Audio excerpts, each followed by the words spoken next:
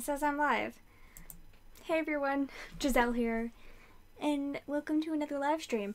Today it's going to be a pretty quick and snappy live stream. I just wanted to announce that Cara and I are back, and we are doing the Artemis Fowl read-along again this year, but much more consistently than we did last year. Hi Elizabeth! So if you don't remember, last January we were reading these books, and we read a few of them, and then life just ended up getting in the way, and I don't know, I disappeared from anxiety and stuff, and I just like let other stuff get in the way. But this year we're back, and we have a third person, so if one of us ever like is not feeling totally up to it, the other people are here to hold it strong. So anyway, I'm back, and with more people now. So Cara, of course, who's the original person that I was doing this with, and Taylor, which I didn't know before this, but she seems like a really sweet person, and she's from Page Screen Taylor, and of course Kara's from Wild Book Garden. And yeah, we're just talking about Artemis Fowl books. So basically what the plan is for this is to read one book a month, and then the movie comes out in August, so that would be 8 books for the 8 months, and then we'd finish in August if people want to go see the movie, and then that way they'll have read the whole series before then. I personally am not going to go see the movie.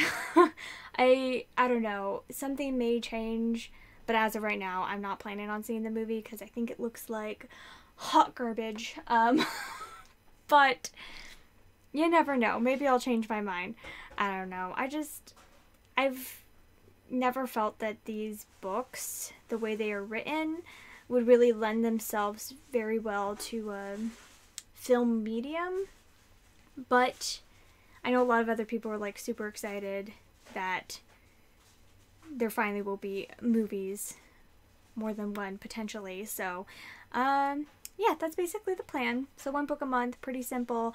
Artemis Fowl is obviously the first one, and then there's all the other books in the series as well. So like I don't know if we're technically gonna be, as you can see I'm currently reading Artemis Fowl Files. We're not really counting Artemis Fowl Files, but if you want to read it, it's basically just supplementary content. So there's 2 shorts, LEP Recon, which is like a prequel about like how Holly became part of the Leprechaun, and then The Seventh Dwarf, which is a little bit, I think it takes place right after the first book. So if you want to read them you can, but it's not unnecessary. And then Artemis Fowl Incident, the Arctic Incident is number 2, Trinity Code 3, etc., etc. You can do math and you can figure out what the months are. So that's basically it. I don't know. That's pretty much the whole point of this video, is to, and you're seeing my stats for next year. I should close those so you don't get spoiled on that. But anyway, I really love this series a lot. It's something that I've read a ton, and the first time that I read the first book, I wasn't really into it. Like, I read it and I was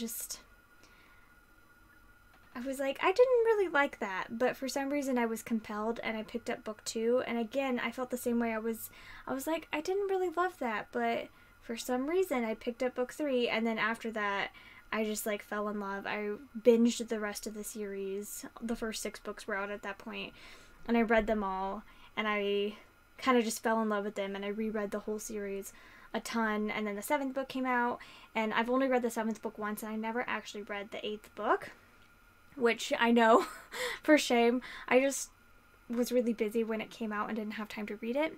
Hi Katie. So that's like my experience reading Artemis Fowl, but I've read like the first 3 books especially so many times. Book 3 is my absolute favorite. When I read book 3, I just like fell in love with the series. And if you are a fan, Cara had a good way of putting this, but in her announcement video, which you should definitely go watch, she says that this is like a great series for bridging between science fiction and fantasy, because it is fantasy, but it's like tech fantasy. So it does have this like nice quality that if you like science fiction, you might enjoy this fantasy, or if you like fantasy, you might enjoy the science fiction-y aspect and more techie aspect of it. And I think it's really interesting, and I think that's like why I didn't totally love it when I was a kid and I first read it, because I was like, what is this? Like, why is this not the typical fantasy that I've read a million times before? But it wasn't. It was different. And it took me a while to like fall in love with it, but once I did, I was like totally obsessed. The characters in these are just some of my all-time favorites. And it's, if you like seeing a lot of character development over books and series, you'll really enjoy this. And because of this like magical aspect, sometimes the character arcs are repeated multiple times because of the way like timelines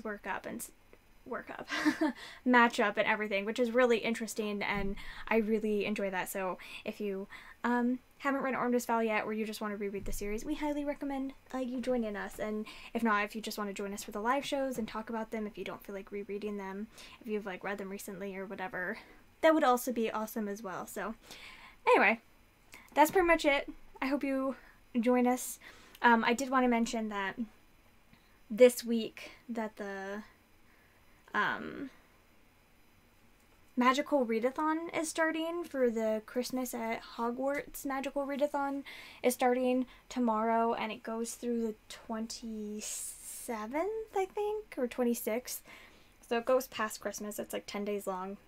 And I'm participating. I don't know how much I'll get done.